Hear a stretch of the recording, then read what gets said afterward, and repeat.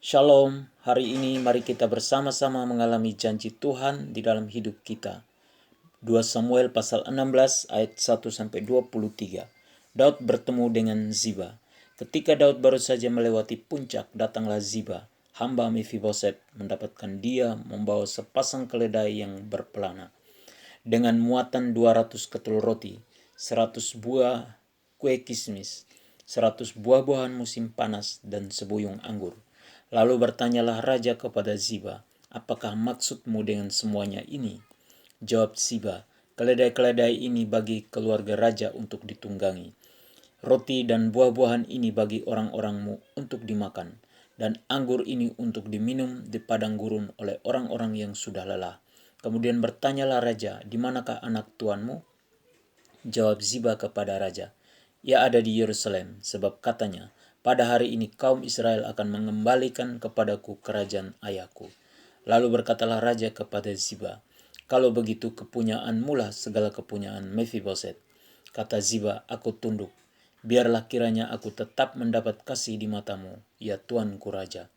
Simei mengutuki Daud. Ketika Raja Daud telah sampai ke Bahurim, keluarlah dari sana seorang dari kaum keluarga Saul. Ia bernama Simei bin Gera. Sambil mendekati raja, ia terus-menerus mengutuk Daud, dan semua pegawai Raja Daud dilemparinya dengan batu. Walaupun segenap tentara dan semua pahlawan berjalan di kiri kanannya.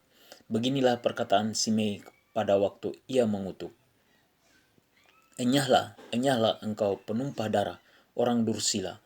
Tuhan telah membalas kepadamu segala darah keluarga Saul yang engkau gantikan menjadi raja.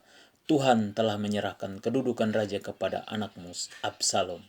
Sesungguhnya engkau sekarang dirundung malang karena engkau seorang penumpah darah. Lalu berkatalah Abisai, anak Seruya, kepada raja, mengapa anjing mati ini mengutuki tuanku raja? Izinkanlah aku menyeberang dan memenggal kepalanya.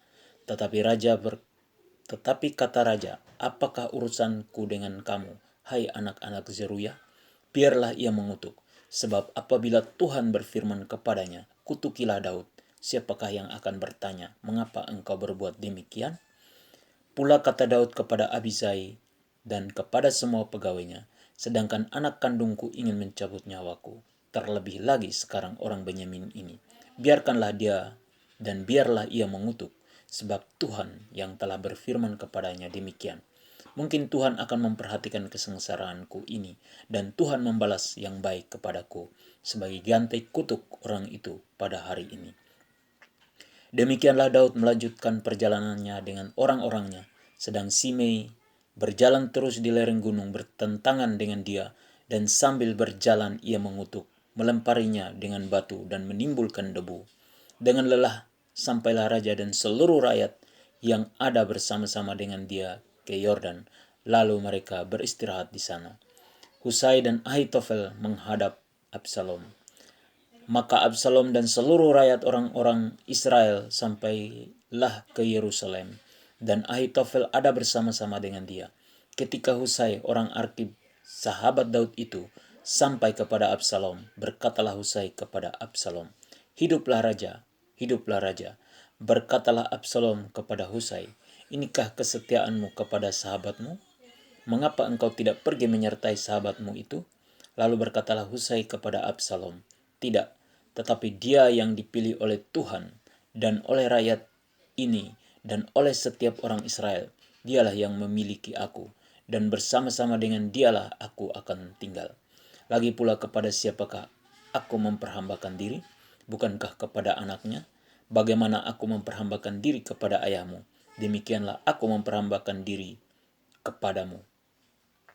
Kemudian berkatalah Absalom kepada Ahitofel, berilah nasihat, apakah yang harus kita perbuat? Lalu jawab Ahitofel kepada Absalom, hampirilah gundik-gundik ayahmu yang ditinggalkannya untuk menunggui istana. Apabila seluruh Israel mendengar bahwa engkau telah membuat dirimu dibenci oleh ayahmu, maka segala orang yang menyertai engkau akan dikuatkan hatinya. Maka dibentangkanlah kemah bagi Absalom di atas soto. Lalu Absalom menghampiri gundik-gundik ayahnya di depan mata seluruh Israel. Pada waktu itu nasihat yang diberikan Ahitofel adalah sama dengan petunjuk yang dimintakan daripada Allah Demikianlah dinilai setiap nasihat Ahitofel, baik oleh Daud maupun oleh Absalom. Perintah Tuhan supaya kita tidak menghakimi orang lain dan tidak memberi nasihat yang buruk, melainkan memberi nasihat yang baik. Janji dari Tuhan untuk kita hari ini adalah Tuhan akan memperhatikan kesesakan kita dan akan membalas kebaikan kepada kita. Amin. Tuhan Yesus memberkati.